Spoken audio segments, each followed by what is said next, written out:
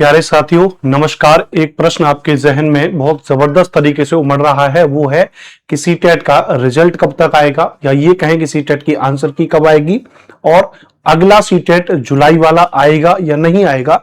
ये आपके जहन में सवाल आ रहे हैं। और रिजल्ट अगर आउट होता है तो उसको चेक कैसे करते हैं, बहुत सारे विद्यार्थी इस बात को ही पूछ रहे हैं। एक एक करके मैं आपको बताता हूं। नंबर एक प्रश्न जो मैंने आपके लिए थंबनेल लगवाया है, वो थंबनेल ये है कि सीटेट फरवरी 2026 का ये रिजल्ट कब आएगा। मैंने क्वेश्चन मार्क लगाया है, उसका कारण है एक ट्विस्ट, वो मैं अभी आपको बताऊंगा।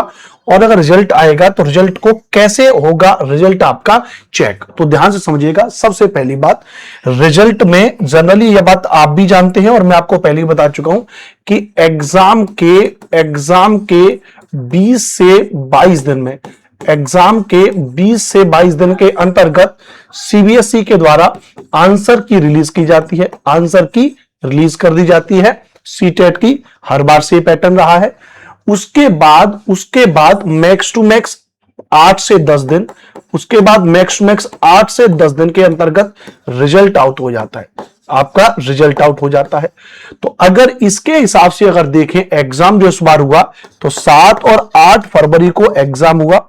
इसके हिसाब से आज जो तारीख है 27 तारीख है, आज के हिसाब से 27, कल 28, परसों 1 या 2 को आपको क्या जाना चाहिए, आपकी आंसर की आउट हो जानी चाहिए। आपकी क्या आउट हो जानी चाहिए, आंसर की आउट हो जानी चाहिए।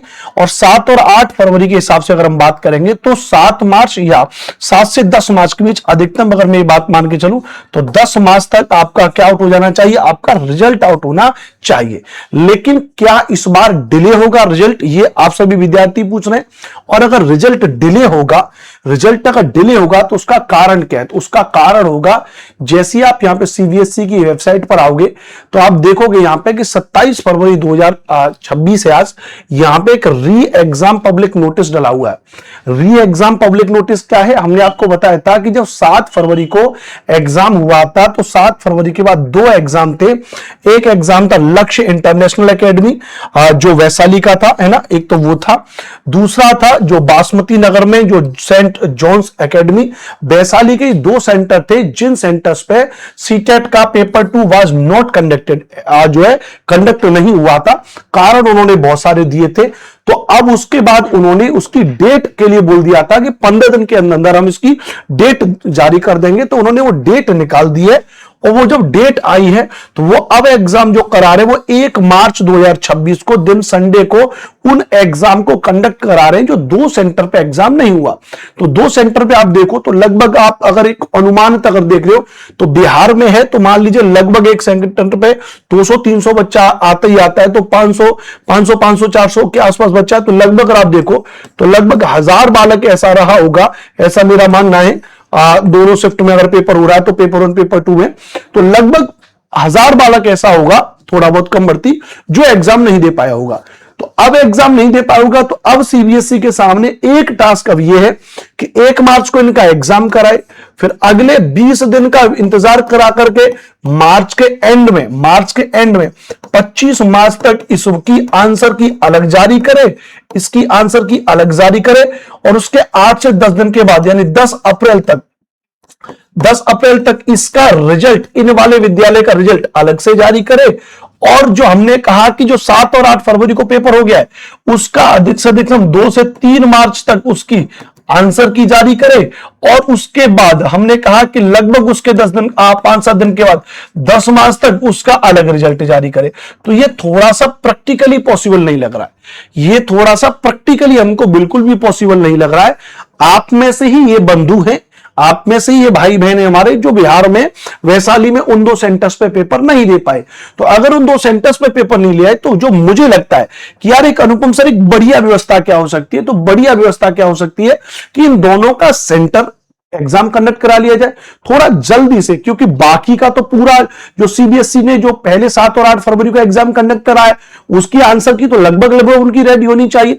इन 2 सेंटर्स पर जो एग्जाम होगा उनकी आंसर की भी जल्दी उसको चेक करा के प्रोसेस को कंप्लीट करा करके यदि अलग अलग जारी कर रहे हैं तो बहुत बेहतर है।